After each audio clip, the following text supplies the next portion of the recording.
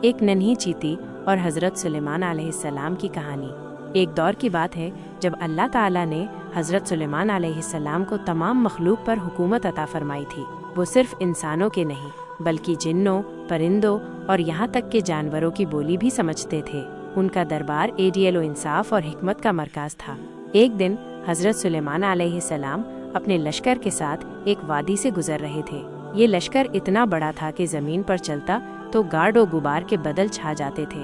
راستے میں ایک ننھی چیتی اپنے بل کے پاس کھڑی تھی اور اس نے اپنے ساتھی چیتیوں کو آواز دی، آئے چیتیوں، اپنے بل میں داخل ہو جاؤ، کہیں حضرت سلیمان علیہ السلام اور ان کا لشکر تمہیں کچل نہ دے اور انہیں احساس بھی نہ ہو۔ حضرت سلیمان علیہ السلام نے اس ننھی چیتی کی آواز سن لی، کیونکہ اللہ تعالیٰ نے انہیں جانوروں کی بولی سمجھنے کی صلاحیت دی تھی۔ وہ مسکرائے اور تھوڑی دیر کے لیے رک گئے۔ انہوں نے چیتی کو اپنے پاس بلایا۔ چیتی ادب سے حاضر ہوئی۔ حضرت سلیمان علیہ السلام نے اس چیتی سے پوچھو، آئے ننھی چیتی، تم نے اپنی ساتھی چیتیوں کو بل میں جانے کا حکم کیوں دیا؟ کیا تمہیں یہ اتنا تھا کہ میں اور میرا لشکر تمہیں جان بوجھ کر کچلیں گے؟ چیتی نے نہایت ادب سے جواب دیا، آئے اللہ کے نبی، ہرگز نہیں، مجھے یہ اتنا نہیں تھا کہ آپ جان بوجھ کر ہمیں تکلیف دیں گے، لیکن میں نے انہیں اس لیے آگاہ کیا تاکہ وہ اللہ کی عظمت اور آپ کی سلطنت کا نظارہ دیکھ کر غفلت میں نہ پچ جائیں اور کہیں اللہ کو بھول نہ جائیں۔ میں ڈرتی تھی کہ کہیں ان کا دل اس شان و شوکت کو دیکھ کر دنیا کی طرف میل نہ ہو جائے اور وہ اپنی اصل ذمہ داری یعنی اللہ کی عبادت سے غافل نہ ہو جائیں۔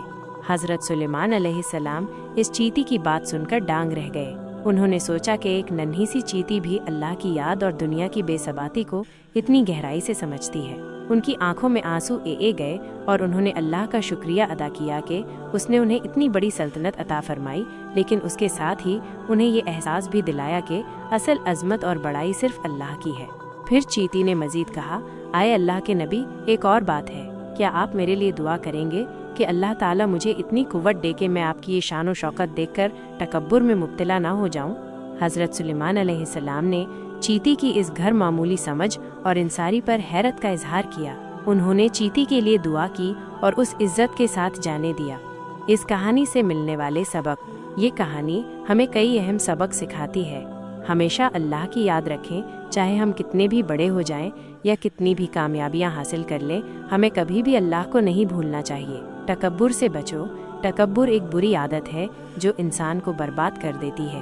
ہمیں ہمیشہ عزیزی اور انصاری سے رہنا چاہیے، کیونکہ اصل بڑائی صرف اللہ کی ہے۔ ہر مخلوق میں حکمت، اللہ تعالیٰ نے اپنی ہر مخلوق میں کوئی نہ کوئی حکمت رکھی ہے۔ ہمیں چھوٹی سے چھوٹی چیز سے بھی سبق سیکھنے کی کوشش کرنی چاہیے۔ دنیا کی حقیقت۔ دنیا کی چمک دھمک صرف چاند روز کی ہے، اصل کامیابی آخرت کی تیاری میں ہے۔